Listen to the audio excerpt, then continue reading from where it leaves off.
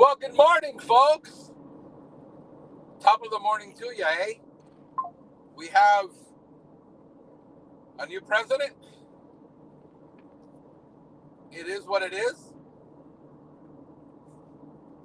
There's no sense in arguing about it. It's done. And what we got to hope for is a better 4 years for our economy, for our businesses, for our families, and not much more we can do. So no sense in quarreling about it. But I wanted to talk to you this morning about the importance of becoming and transitioning from a technician, that is a good technician, is a solo operator, most likely has grown to around 150,000, which is about the average, before they start experiencing pains. Generally, it's that number that most solo operators get to, and they start where they're already fatigued. They're working 60 hours a week.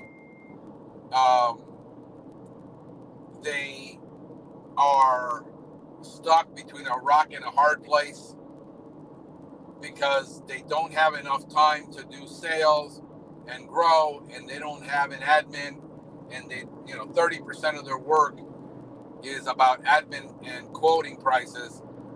They don't have the money to market yet because $1,500 a month doesn't buy you a whole lot, depending on where you're at. If you're doing 10% marketing, and if you want to grow, you really need to be around 20-25%, depending on what market you're in, and depending how fast you want to grow. The biggest mistake that I see with a lot of solo operators is looking at what other people are doing and asking, I can't believe it has grown in 4 years, and I know that I'm a great and a better technician and provide better quality work than him, and he now has 3 trucks on the road. Here's the facts on that. He's a better business person than you are. The fact that he may be doing it wrong, that he may be doing it less than you, that he may be doing it illegally, immorally, unethically, is irrelevant to the fact that you are not growing. So you need to put that aside and focus on what do you need to do to learn what he learned, to know what he knows, so that you can do it your way better and grow and not worry about that. Because what I find in 100% of the cases of consulting, that if somebody calls me and says, Frank, I want to grow and I'm stuck. I'm at 150,000, 200,000.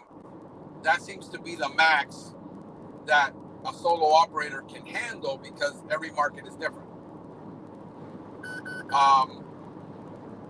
Because remember, you're wearing 17 hats. You got to do sales, you got to do marketing, you got to do scheduling, you got to do admin, and then you got to go out and actually do the work. So do I bring in an admin or do I bring in a technician? Nobody can answer that question. Why?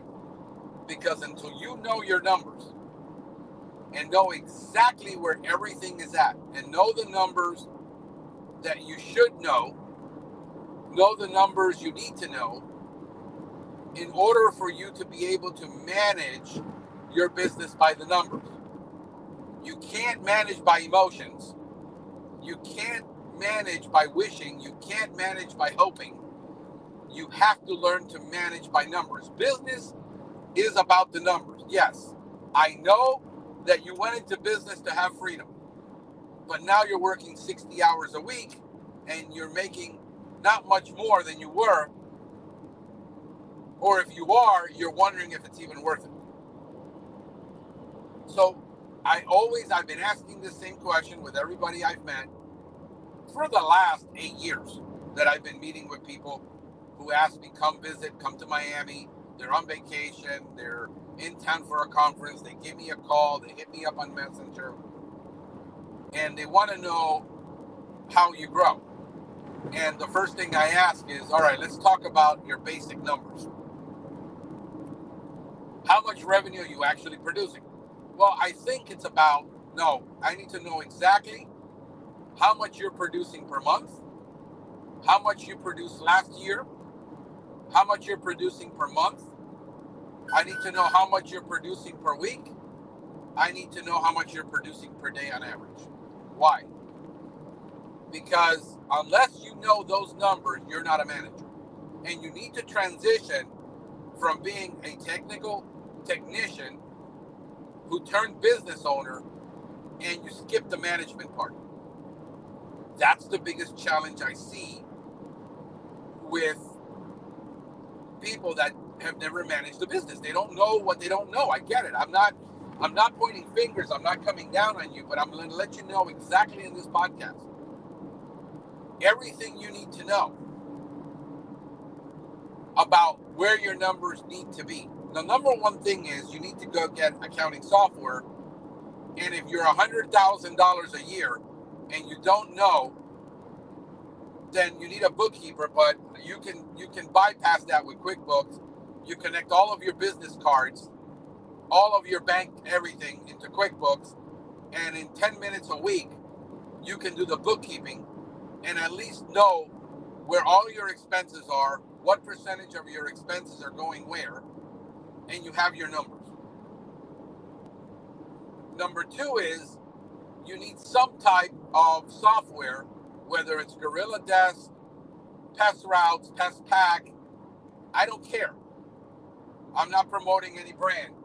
I'm just telling you that you can't run a business on paper using Excel spreadsheets and wasting an enormous amount of your time that you don't have to save $150 a month. It's asinine why you're doing that. I mean, I still talk to people. Well, I'm still on paper. I'm still using Excel spreadsheets.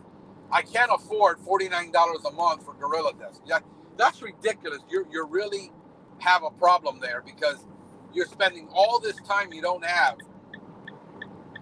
and you're wondering how you make more time, and the way you make more time is through automation. So you need to have, let me see here, 1 second.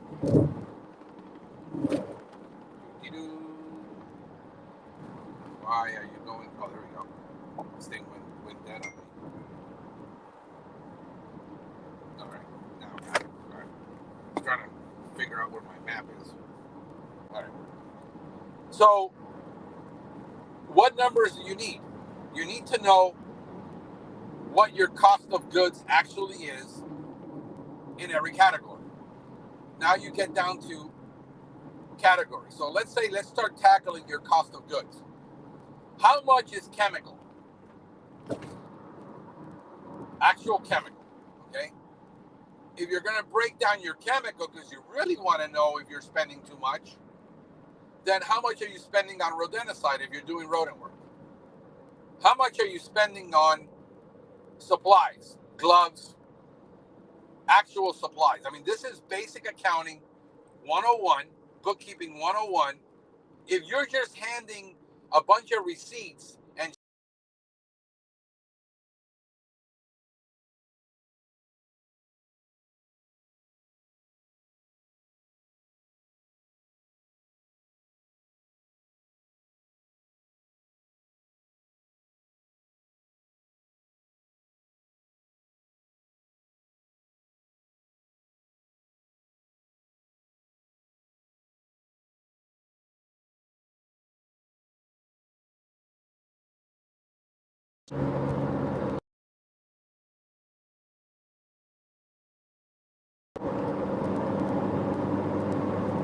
all right, so hopefully I'm back. I got interrupted by a call that was coming in. Unfortunately, this is the phone that I do it on. Let me just make sure that I take off my notification. Yeah, I just silenced it. Sorry about that, folks. I lost you there. So if you're just handing over a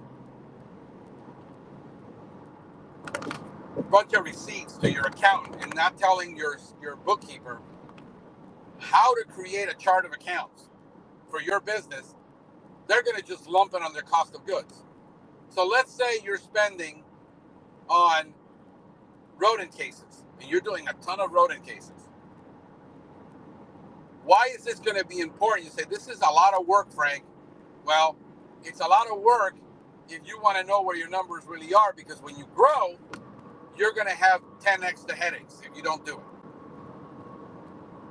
The reason I know is because I actually took accounting in college, and I can tell you that the only course that ever helped me in my business, in business school, believe it or not, was accounting and finance, knowing where the numbers are.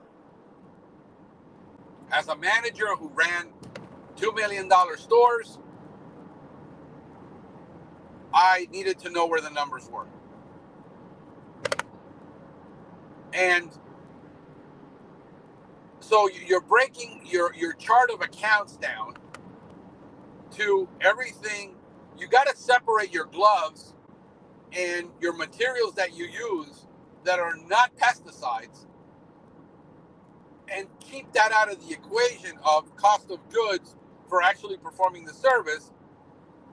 When you go to a shop, you notice that there's a bill for shop supplies and there's a certain percentage. There's a reason for that. They need to know, separate what it is that they're actually spending on supplies versus parts. Okay? So you break it down, chemicals, whether it's granular chemicals, bait chemicals, it doesn't matter. You keep all that together, but now your rodent stations. Why? Because you need to analyze then all of your accounting, all of your sales groups and pest routes and Gorilla Desk and all these softwares break down your categories. So if you're doing rodent services, but you're spending 50% cost of goods on rodent service, you got to evaluate your pricing. Somewhere in your pricing, you made a huge mistake. And how do you know you're pricing correctly and you're pricing for profit when you don't know what your real cost of goods are? And understand that cost of goods, people will say, well, that's an insignificant. It's an insignificant number if you actually know your numbers and you're managing it. But I got people that are spending 13% cost of goods on chemical because they're using an exorbitant amount of bait around a property and then charging $55 to $65 for that service.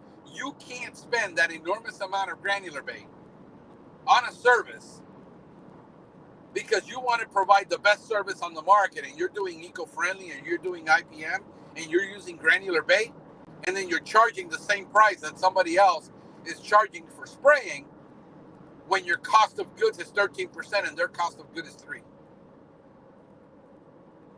So an analyst would say, well, that's not insignificant. It's insignificant when you're looking at a $2 million company who's actually fine-tuned their operation and they know exactly what they're spending every penny on. You need to track every single penny.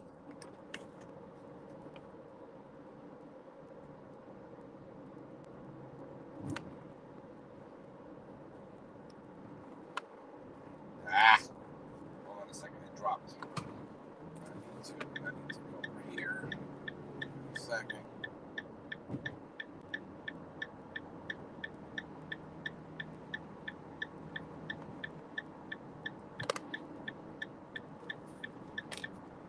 Okay. I gotta know I got about 45-minute drive. So I'm gonna get into a lot of details. This is gonna be like not a sit a little bit over here so I'm more comfortable. But a nuts and bolts podcast. So if you're taking notes, note that you need to set up your chart of accounts. Most of the accounting companies that are out there like PCO bookkeepers and Braxton, they won't take you on until you're a certain number. So trying to get, you might call Pest Daily, ask them to send you a chart of accounts or do a podcast or an actual chart of account they're using to set you up correctly, because I think that's probably a great value. I have mine. I haven't published it, but I could, I guess. But you need to get a good chart of accounts where every service is broken down by revenue. And the good thing is that with QuickBooks, you can get, let's say with Pest Routes, I know exactly how much I'm producing per month on every single service, on every single category. I know what my average price is. Then I go to my QuickBooks and I know what my average cost is. I can do a very quick analysis to know what services are really profitable, which ones I need to work on the pricing. And most of the time, people don't know how to do a pricing analysis. How do they price their services? They're asking everybody on the web, on groups, what their pricing is. Well, you need to know your numbers, and you need to know what your costs are in your area and what your overhead is. And nobody can know that. I mean, you don't know how much to write off because you don't have a really good balance sheet. So you need to get with your bookkeeper to make sure that your balance sheet is accurate, because there's an enormous amount of write-offs if you make it. You make investments that year in equipment, you can get an accelerated depreciation and offset some of your taxes that you're going to pay that year. So those are the things that you really need to know. You need to know how many services are you doing a day? Well, I'm doing 8. Well, okay, great. How much are you making a day? Well, I'm making $600. All right. How much time are you spending for those $600? Well, about 10 hours. Well, you need to what I find is you need to work on your route optimization, because you're driving all over God's creation instead of setting up territories as a small operator where you can't drive across town 45 minutes to an hour for a single client. Like I drive right now to this territory, okay, hour and 40 minutes with traffic, right? But today on 5 stops, it produces around $1,200 for these 5 stops.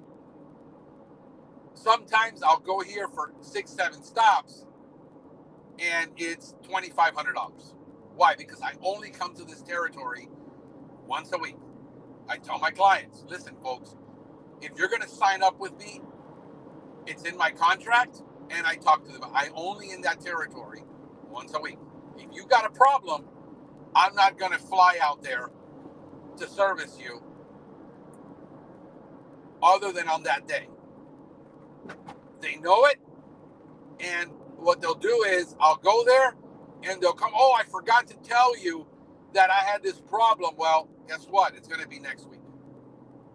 Because solo operators can't have the efficiency that large companies have when they have 5 techs in an area, or the territories are really small because they have an enormous amount of route density. And that technician is actually in that territory every single day. That's the way I was when I first started. I focused on one territory, and literally I had about 100 clients, and it would produce about $100,000 a year. And I was there every single day. And when somebody called me, I could be there in minutes, like 5 minutes, because usually it was in one development that I focused on when I got all those clients. So unless you can know your numbers and know, why am I spending, ask yourself this, why are you spending 10 hours a day in the field for $800 when you should be spending your day on $1,500 on average? That's the magic number to hit. You can be up or down, it could be more or less, but that's kind of like your average number in the industry per tech. $1,500 a day. You need around 300. That you want to hit around that 225, 250,000 a year per tech.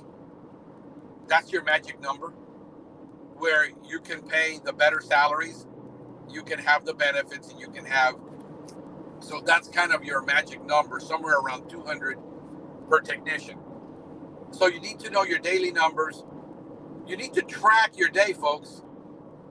What are you spending your day on? How many hours are you actually devoting to admin? How many hours are you actually devoting to sales? How many hours are you devoting to marketing? And how many hours a day are you actually devoting to tech work? Okay? And until you understand that there's a difference between how much you make per tech and how much you make per employee.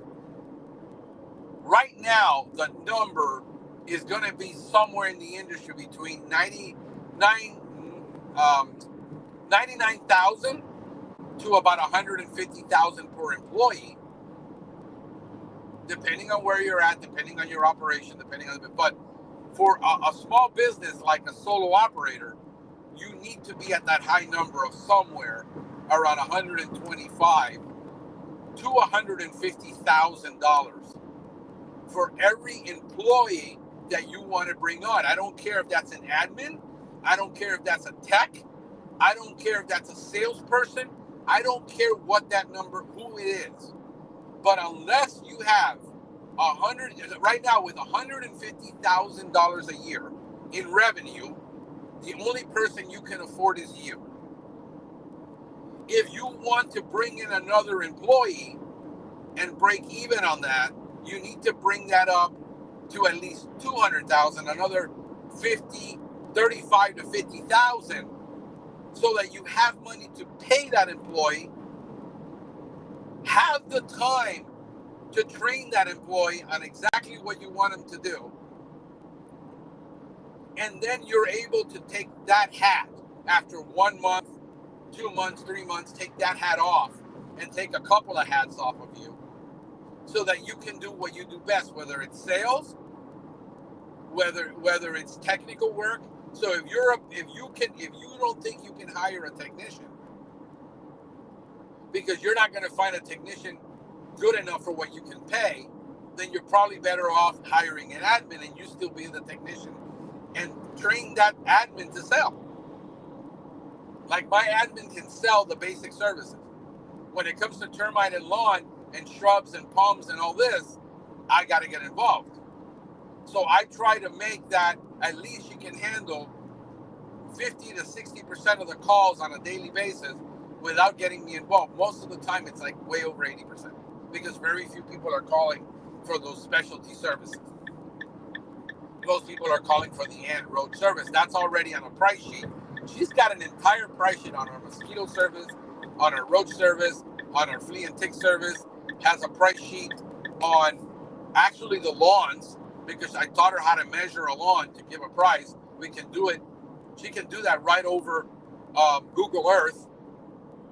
You know, she takes the lawn, minuses the house, the driveway, and the sidewalk, and that's your total lawn, and then she can quote it. There's no need for me to get involved. The thing is, if you want to micromanage, because, well, there's no way I'm letting an admin quote prices, you'll be quoting prices all day in the field, taking every call. What good is for you to hire an admin? If you can't spend 2 to 3 months training that person on how to schedule and showing her the territories, or he, and having them understand, and you don't have your territories lined up to where you're all over the place and nobody can figure out where the hell Waldo is, there's no way an admin can ever do that. You have to be highly structured and have every KPI, key performance indicator. In other words, the goal is, hey, we're getting, how many calls a day are we getting? Are you tracking your calls? No, I'm not tracking my calls. How do you know your marketing is effective? Well, because I make X amount of sales. Okay. Now hire an admin and then say we're getting 5, 6, 7 calls a day. what was your closing rate and what's going to be their closing rate? Well, that's the reason why I don't want them, because no, you need to train them. You need to invest the time to train them to do it, and unless always be doing it. So you need to know what the numbers are and say, listen, if you quote so many of these, would have closed so many of these. If they're not putting it into the system every lead, and you're not tracking every lead, the percentage of close with the real percentage of close, you're pulling that out of your butt, because you're handling so many calls and you're quoting prices and you're saying, I close 80%, I close 50. When in reality is, if you were actually putting them into a system, sending that person a quote and looking at your close ratios, you would know that it's a whole lot less than you think it is. Yeah, if you're only getting 3 calls a day and you sell 2, that's easy to track. When we're getting an average of 25 calls a day right now, we're somewhere between 250 and sometimes 500 calls a month. There is no way that I can pull that number out of my butt and track it. So what do? The quotes, put it into the system. Put it into the system. Let's track it. Let's close it. That's a lot of work, Frank. Yeah, it is a lot of work. Managing a business is work. These are the costs. Let me put this over here. These are the costs associated with growth that most people don't understand. There's an administrative cost that needs to get paid, and that's why you need that $150,000 a year per employee. Okay, so now you know what your costs are, your cost of goods. Now you know what your revenue is per each item. Now you know what your total revenue per month is. Now you know what you're producing on an average day. Okay, and on an average week. Why? Because now you have solid numbers of what you expect an employee to do if you hire a tech. And you know how many hours you're doing the actual work in, not just spending 10 hours in the field when you're answering calls, getting bothered. When I get 10 calls a day, it stops me from being able to do what I have to do right now. Like, me and my tech are going to the same territory today. Why? We're light on work, right? Because we're getting more efficient. It's not raining. We're not getting held back. When summer's here, for those 4 months, 5 months out of the year, it's miserable because half of the time you're sitting in a truck waiting. Efficiency is not the same. So when people say, well, if you're able to do so many jobs per day, right, and you should be able to do X, that's wonderful. Now, do that in South Florida and plan that out where it's raining 80 inches in the summer, in the year, and you don't have, you're basically operating at 70-80% capacity per truck, compared to the winter where now we're operating at 80%. We got 20% left over of time, and we can do training and we can do other things. So right now he's meeting me up on the territory where I'm going to be at, and we're going to be doing training today on landscapes and learning to ID certain problems that he's been having trouble with, and now I can invest some time in him. I can't afford to do training over the winter, Frank, because I got to lay my people off because I don't have any income. You're seeing my problem? You should be able to keep a skeleton crew or add on services like wildlife, right? Or rodent control or something else that can keep your crews working. And then, yes, you're going to pay them for not doing so much work, but you're budgeting in that to your annual cost of doing business. You don't just lay people off. And then with this economy, the way it is, you lay people off. Good luck trying to get them back next year if they find somebody else, if somebody else picks them up. You see, those are things you need to budget for, the numbers. You need to manage by the numbers. I'm doing X amount a year. Can I afford to pay an employee for the whole year to keep them working, to have me do other stuff that I need to do that we don't get to do in the summer? Can you go to a Paul Bello conference in the winter? Can you go to Pest World? Can you What can you do in the winter to sharpen your sword? Do you have the budget to do it? Unless you know your numbers, you don't know what you can budget for.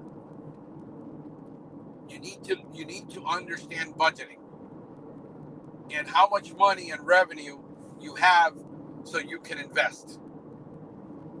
Like right now, I'm planning on buying a truck before the end of the year. Why? Because I can get an accelerated deduction on that, and the amount of taxes I pay personally on my LLC with my subchapter S, you can bring in 6 figures and you can actually declare half of that. This is where people don't understand that growing and knowing the numbers, knowing the tax laws, knowing this, tax planning with your accountant, sitting there in tax planning and saying, if I do this, I have a projected income of this, what's this going to look like next year? And he says it's going to look like this, this, and this based on the current tax law. If you do this, this, and this, why do you think businesses report very little profit and they keep growing? Because the tax laws favor your growth. The technician thinks, oh, he's just growing because he's greedy.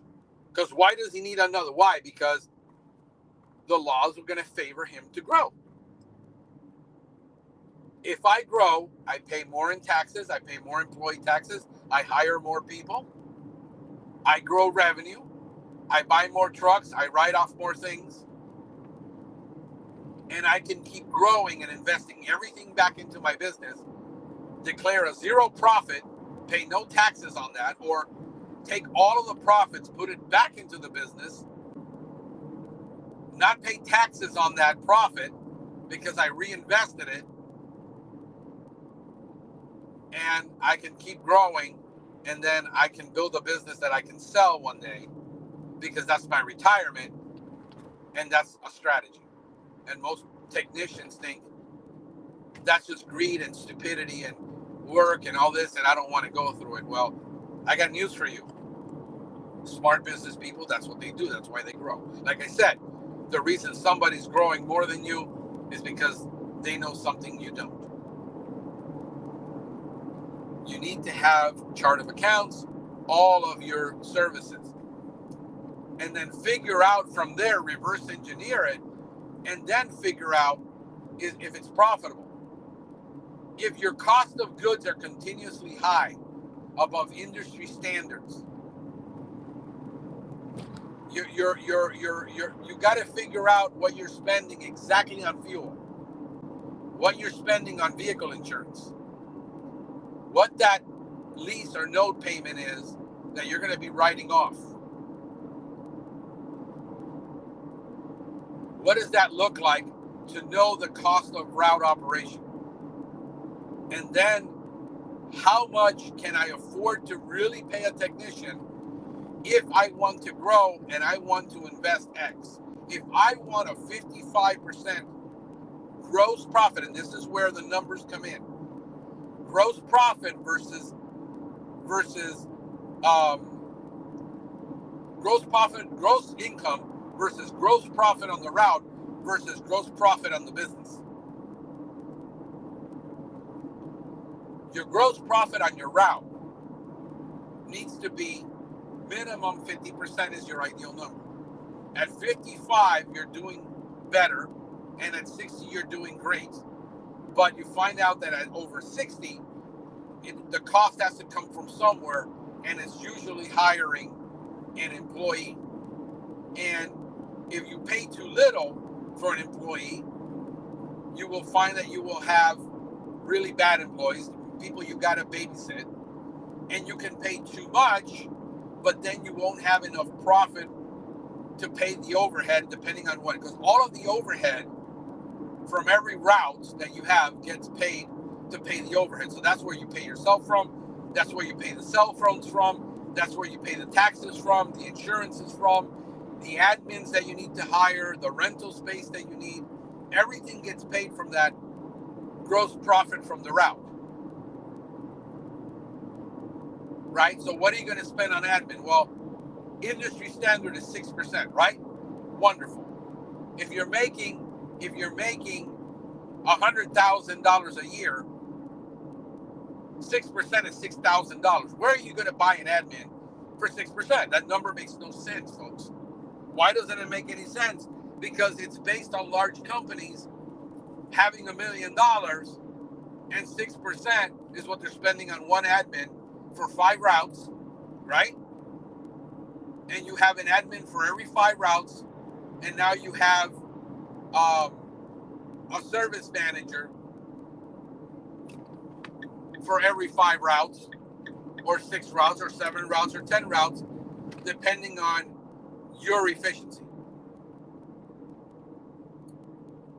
You don't have enough for an admin unless you bring your wife home.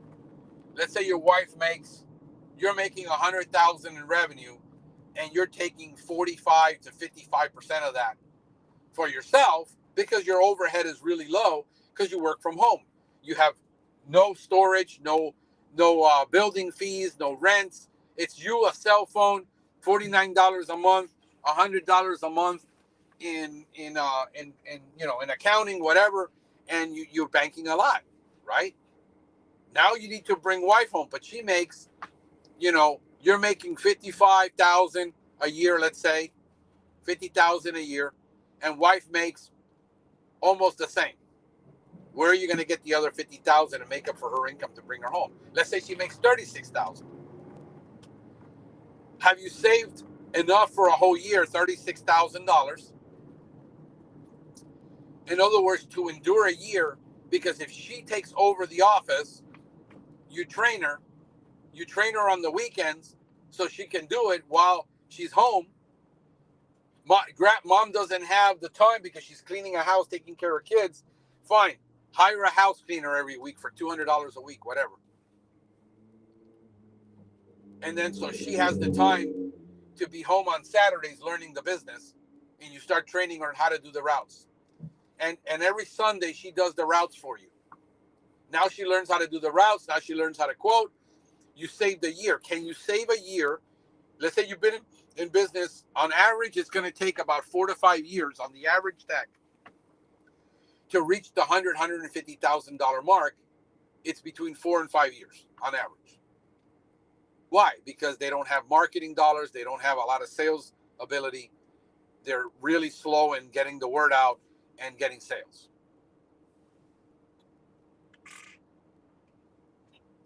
You teach wife how to quote.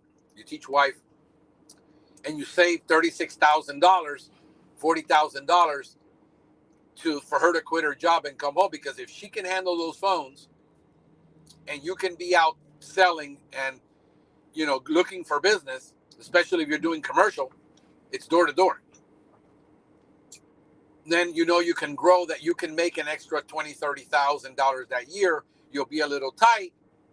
You cut back on some things at home, and those first 5 years are brutal. But how are you going to get an admin? Because now you got to hire one, and now you got to have the time to interview. And you need the time to put out the ads, look at the resumes, interview. Do you or your wife or spouse, whoever it is at home, have the ability to handle that on the weekends and say, you know what, Saturday mornings, we're going to do interviews. And we have the questions, and we've taken some courses on how to interview, and you spend the next 3 to 4 to 5 months learning how to interview and how to hire. But you got to know the numbers. You got to know what it's going to take. And what I find is, I was having the conversation with Joel last night. I said, it's not Joel that, he's way more aggressive, way smarter than me, way younger. He's way lazier than me, which is good. I was telling him about this, because you'll find usually a way to get it done so you don't have to do anything. Go up to the light. And that's a good thing, because he's ambitious in that part. But here's the reality. You don't have the business management knowledge that you need in order to know what the next level looks like. So you need a good coach, right? So you need a good person that's been there to mentor you through that process and tell you what you need to know so that you can get it done, right? So a good consultant can do that for you and accelerate that knowledge, because if you pay a consultant a couple $1,000s, a real good one that really knows what they're doing, pay them a couple $1,000s for a couple of months, whatever it is, to accelerate what you need to know, so that then you can implement it and say, okay, what do I need to know if I'm going to bring my wife home? She's thinking of coming home. What am I going to need to know these numbers? Then you know the numbers. And now you know what the expectations are. Now you know where the pitfalls are. Now you know pretty much everything. This thing, I got to get a new little bracket from my phone. It's falling apart. I got to get a new one. So you need to know every single number. And then say, okay, if I invest X amount of time now, 2 hours a day, in making sales calls, because I don't have to do the scheduling, because I don't have to do this, because I don't have to do that, I should be able to grow by X%. And you need to be realistic on that growth. So if you got 100,000, that second year you might grow by 20%. You could grow 30%. You could grow 35%. When it comes to marketing, you need to know what the real numbers are. And this is where people fall apart.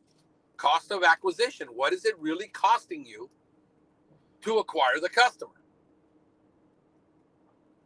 And you don't know what you don't know because you're trying too many different things. But industry standard is around $150 CAC. Oh, actually, it's around $150. It could be more customer acquisition cost.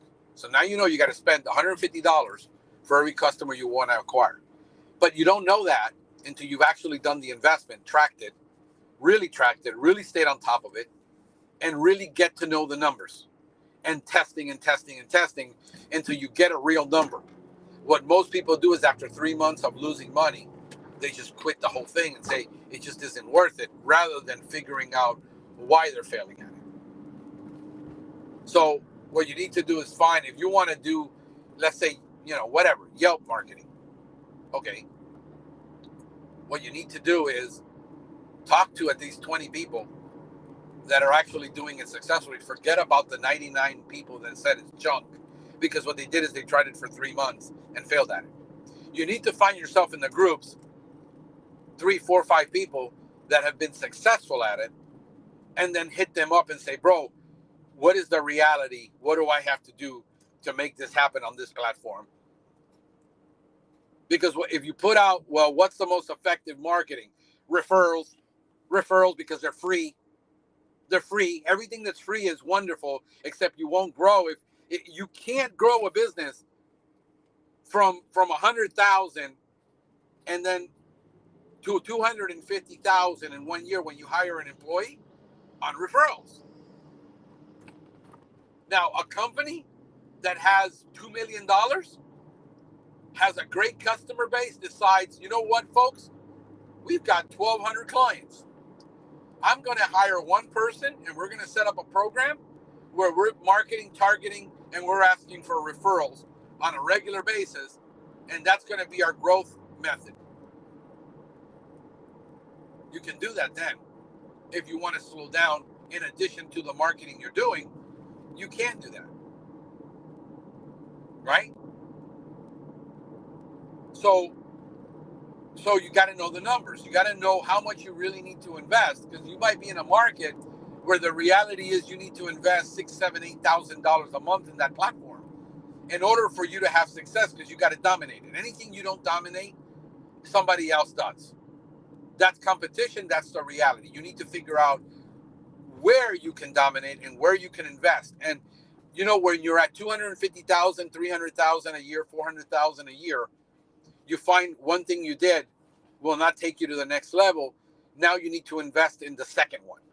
But most people don't exhaust the first one and really figure it out how to exhaust the first one before they jump to the second, third, and they just start trying all different things. And you can't do, when you have a 10% budget, that's all you can afford. You can afford $10,000 a year, barely. because you can't even fathom spending 10% on marketing to grow, because you're listening to all bunch of solo operators who basically are never going to grow. That's their intent. It's okay to do that if that's your intent. But don't tell me you're growing 20% a year after year. Yeah, when you started out, but don't tell me you're doing that after 7 to 8 years of business and you're still a solo operator 10 years later. I'm going to call BS on that. There's no way you can make 300,000-400,000 a year, because that would indicate you're making 300,000 to 400,000 a year and you're still a solo operator. It's not happening. Like, I was having a conversation with Joel last night. I said, look, I can handle a 50% growth right now when I get my second tech. But I got to make sure that he's training, he's going to stay. Right now, I'm actually raising my prices so much that I'm not taking on a whole bunch of new customers, and only taking on the customers we really want, which is single family homes for ants and roaches. The basic ant maintenance service. I got to go on 595. I'm here. Because I don't want to take on lawns anymore. I don't want them. So I'm pricing them really high, and I'm pricing a lot of services high so that I don't take it, because I don't want to take on a rodent job right now. Why? Because they're all specialty trips, $1,000 to $1,400. It's a $250 trip every time we go to take out one rat from your house, because I got to drive 45 minutes out of my way because we cover such a big area. So I'm being strategic. I don't want to take on any more work until I can focus now, which I started doing my Indeed this week, and I already got a couple of applicants that I want to look at. We're setting up, having Wifey look at the key questions, because she's very analytical. And I said, I want to get 10 key questions that I really want to ask out of 200 questions that I compiled. I compiled 200 employee questions that relate to everything from customer service to sales to time management to a lot of things that to diagnose if the person actually has experience in that area. So we ask a question that requires an answer of experience they've had, and depending on that answer, it tells me the level of experience they actually have. Like, I asked one guy in the Indeed app, to give you an example, I asked him, do you have experience in sales? If yes, what is the biggest sale you ever made? One wrote back $100. One guy says, well, I've sold, I'm a boat captain, and I've sold boats, and I've sold cars on the side to make money. That's good experience. The fact that he's a boat captain on I think a 60-footer says I'll respond. You see, I'm looking for things that indicate to me what I want, but I got to have a plan. So my plan is, she's going to look up the 200 questions. I picked 100 questions. I'm going to let her pick the top 10 from those 100 questions, look at the other ones, and then I'm going to put an automated video together where it's a one-way video where I ask the questions and I get to see what their answers are, right? And then after that, I will schedule a Zoom interview. I'm not going to meet somebody, waste my time. I'm going to schedule a Zoom interview, and I'm going to get deeper into them and their person and who this is if I'm really interested in what they have to say. My suspicion is going to be that it's going to be about 100 applicants to get 2 to 3 good interviews from what I'm getting. And then from those, 2 good interviews, I will extend an offer to go on a day, see how they perform, and I see them in the field. I will know instantly now from hiring 25 technicians what it is that I'm looking for specifically, and know if this person's even going to work out. Again, I know my numbers.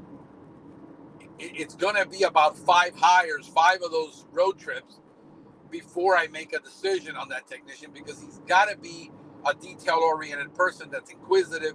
He's got to have certain soft skills, or else he won't make it as a lawn tech and an ornamental tech, because you got to memorize 20, 30 species of plants within 90 days. You got to memorize about 5 diseases, deficiencies, very basic stuff. within 30 days, he's going to have to ride with me honestly on a lawn route, probably about 3 months, compared to my GHP technician that I can let loose after a week to do maintenance. And then like training is ongoing. Once a week, I try to find a day where I find out where he's hurting. And then I go out into the field and I say, okay, let's look at this, let's look at that. Or, hey, remember that problem you were having? Here, I found the source. Here's where it is. Here's where you missed it. So training is not always, like, hey, like an app, like an iPhone app, like Google Lens. He can take a picture of a plant, a palm tree, and Google Lens will tell him what that is. He doesn't have to call me. He says, oh, okay. So when he calls me, he says, hey, the Bismarck palm that's at this customer's house doesn't look right. Because I told him this is what it should look like. Everything should look green, no marks on it, no stains. If there's stains or blotches or damage or eaten, something's wrong. It should look green. It should look perfect, picture perfect. And if it doesn't, then you need to call me. So I give him the standard, and then everything else becomes questionable. So literally, he needs to call me on every stop because he's going to find, if you're not finding something wrong on every stop, you're not looking. You're just going through the motions as a technician. You're going through, I needed to spray the lawn, I sprayed the lawn. I didn't look to see if there's something wrong. So again, how many times a day is a tech going to call you? How many times are you going to have to make time for this? You need to do time management and have everything down to as much of a science as you can, allowing enough for the unpredictable.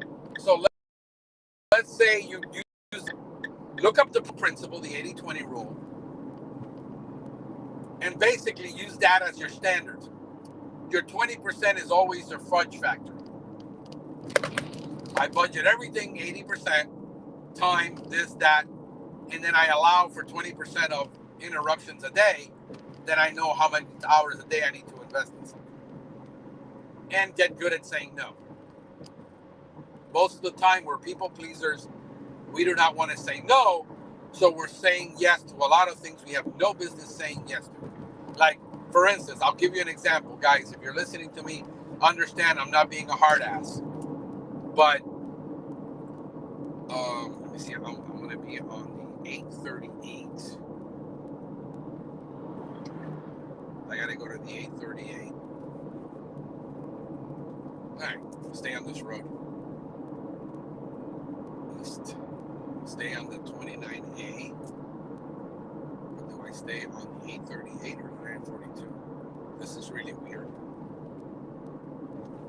That's 95. I'm not going to stay on that.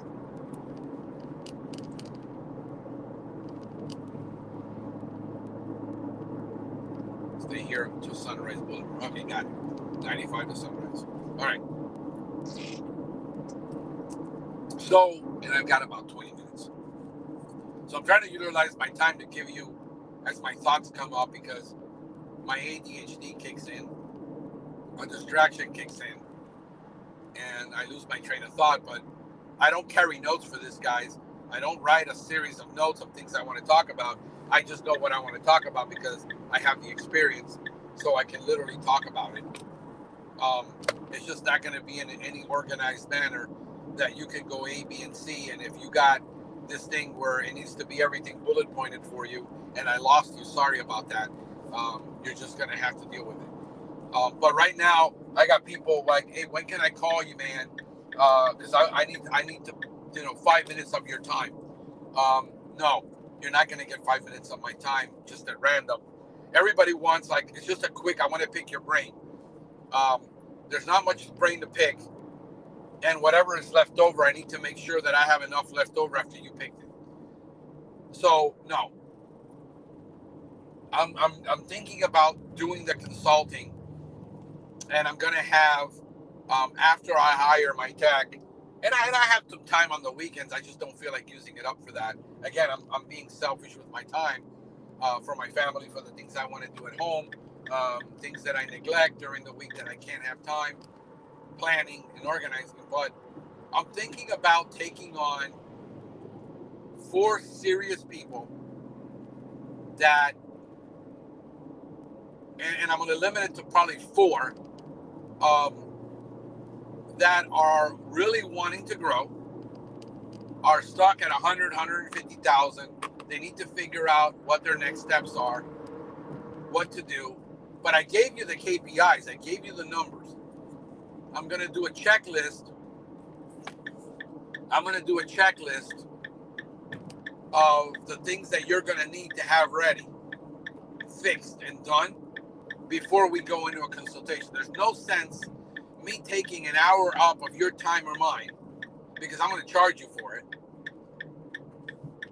discussing something that you should have already known and had before we have the meeting, and getting that in order. Because if you don't have that in order, I'm going to tell you, well, call me back when you have it in order. Here's what you need. Here's the list. I'm going to publish the list. I'm going to have it on my site. Anybody who wants a consultation, I'm only going to do 1 consultation a week, 1 hour. That's all I can spare right now to help people. It is going to be paid, because you're going to have skin in the game. Too many people want too much free information, and what they want to do is ramble on about all the things they think they should be doing and want to do, and telling me, well, how do I do this and how do I do that? And they want a list of tactics. You want a list of tactics, what you do is you go on Facebook in any group and you ask, guys, if I was going to do this, what are the list of tactics that I need to have to do it? And you can get that for free. You don't have to waste my time on that. This is a lot more intimate, because this is going to have me drill down into all of the areas that you're failing at. Figuring out, you're going to have to invest in some assessments and pay for them, so that I can get a picture. You're going to have to do like, a DISC assessment, and you're going to have to pay for that. You're going to have to do the 6 Genius assessment. I recommend you already do that if you're seriously thinking about growing. Take the 6 Genius assessment. Take a DISC assessment, okay? So that I can evaluate the person. I'm diagnosing the person. I'm not giving you a list of tactics is totally useless in the hands of a wrong person. Like, for instance, one of my techs, he's not very technically or mechanically, or like if I asked him to diagnose this problem, like how to change a battery, he has a hard time changing a battery because he's not handy. One of my customers says, hey, I don't know if you know this, but that guy has never worked in the field a day in his life. Why? Because his hands are too nice. Customers observed this and called me. And I said, yeah, I know. And I know he worked as a purchasing manager for X years, for 10 years. But he's not particularly handy. So if I can give you all the tools, and I can give you, if you literally want to learn how to change a battery, folks, there is 1,500 million videos that you can go on YouTube and figure it out. If you're that lazy that you will not go on YouTube to figure it out, it's because you don't like to do it and you don't want to do it. And nobody's ever going to make you do anything. So me giving you a list of things to do that you can't do, don't want to do, not interested in doing, as a coach doesn't help you. So I need to decide, does this person need technical direction? Do we need to evaluate his protocols? We need to go down into your business one by one. For instance, if you're doing an inside and outside service saying, I need more efficiency, I said, here's the hard answer. You got to tell all your clients that you're only going to do exterior only services. You're not going to do interior service, or else you will never get out of this hole that you're in. I can't do that. I don't want to do that. There's nothing else to discuss here. We're done. Because I can't help you. You're not willing to do it. I had one conversation with a friend who had been counseling for 5 years. I told him, don't do that. 5 years later, he's insane. He spends all his time is scheduling customers and finding out when they're going to be home. And he can't grow past 2 technicians. He's making X, which he should be making X. And I said, this is what you have to do. I told you not to do it. Now you're going to have to go in, call all your customers one by one. And what you're going to sell your customers is this. I am giving you a service guarantee.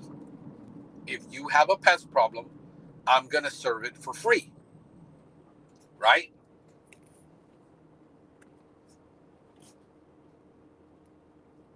I'm going to service it for free. You're not selling a spray service. You're not selling a visit. You're selling a control service, and you're giving a guarantee. You're going to call every one of your customers, and you're going to write a nice letter, and you're going to use ChatGPT, and you're going to state the reasons why, and the costs are going to go up if customers want this. And in order to keep the cost low, provide the highest level of service, we're moving to this model.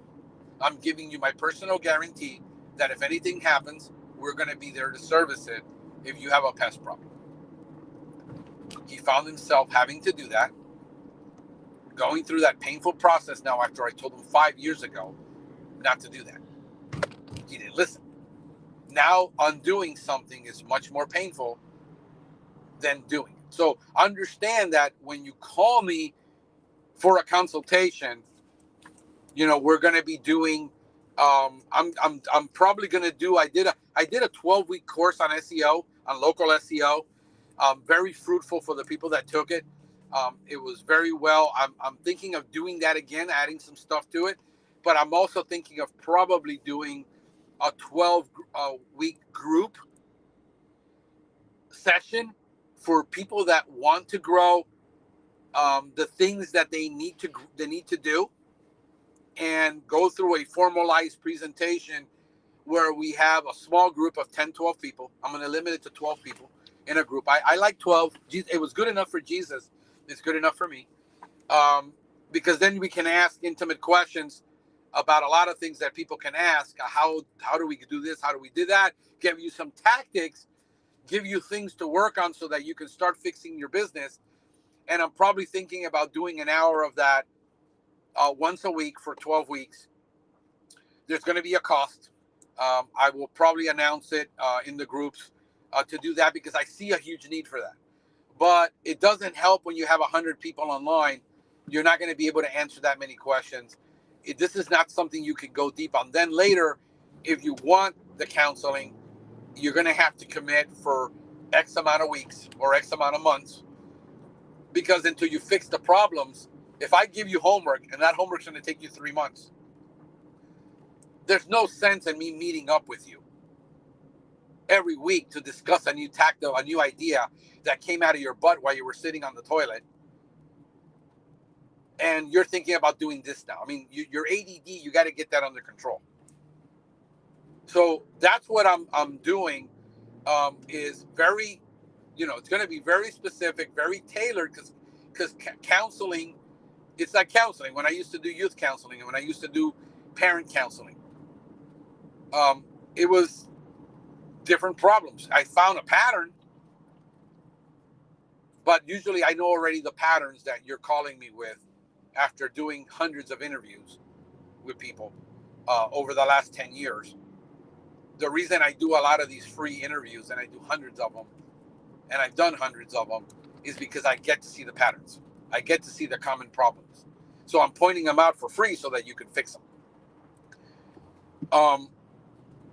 So that's kind of what I'm thinking of doing.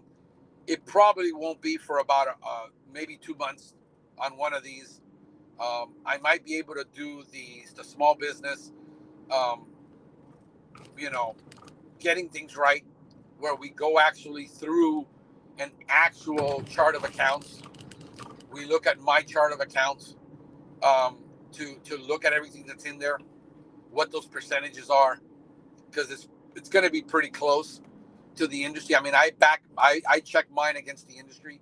I also have a couple of multi-million-dollar companies that will send me their P&L without numbers, but with percentages, so that I know what the percentages are. I mean, they don't, some people do share their numbers. They don't care. They give me their numbers. I don't share those numbers. I don't talk about it. It's not cool. But, the percentage is something you can share. So when you're doing administrative, you can see the difference. It's going to look different for a small company than it looks for a large company. But the thing is, it still has to be there. Things like that, we got to get past when I'm dealing in consulting is a lot of negative mindset, negative belief systems that people have about money that we have to overcome. A lot of what has to be done in these sessions is breaking cycles of behavior, breaking cycles of discipline, breaking, things that happen to them and why they have a negative. It's a lot of counseling. I do more counseling than I do actually business consulting. I guess I'm just wired that as a minister, um, having grace and mercy with people that are struggling to understand certain things because of how they were raised, because they didn't have a father. Um, Understand that that affects how your business runs because you have a criminal record, because you have a learning disability, maybe you have dyslexia, how you see yourself. A lot of things, bro, that play into this that people don't calculate in the equation, which is the major part. I would say 80% of it has to do with attitudes and aptitudes, and then the rest the 20% have to do with technique.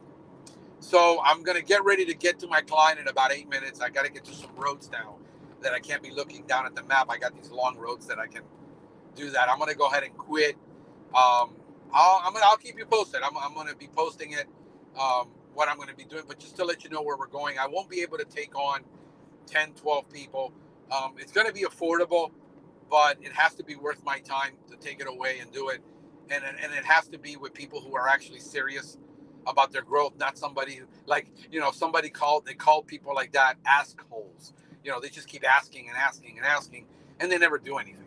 They just want to get everybody's answer. They feel like if they get all this knowledge, they're somehow knowledgeable, and then they want to talk about it in groups because they learned it, but they're not doing it. I'm only interested in people that are really struggling, that want to help, that won't be able to afford a high-priced consultant. We're charging $600 to $1,000 a month or $2,000 a month for sessions. I'm going to charge what I normally would charge if I had to spend my time with a client. I know, right now I do garden consulting and I do HOA consulting and I do a lot of consulting for people that want to solve problems that nobody's solving. Let me see, I got to stay on the 838.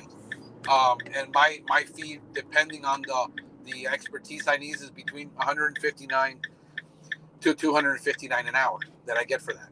I do consulting for cities where they have issues with landscapes that they're not figuring it out. The reason they're not figuring it out is because they keep asking for the lowest quote and estimates, and they can't figure it out why. So that's it. I mean, I hope this helps.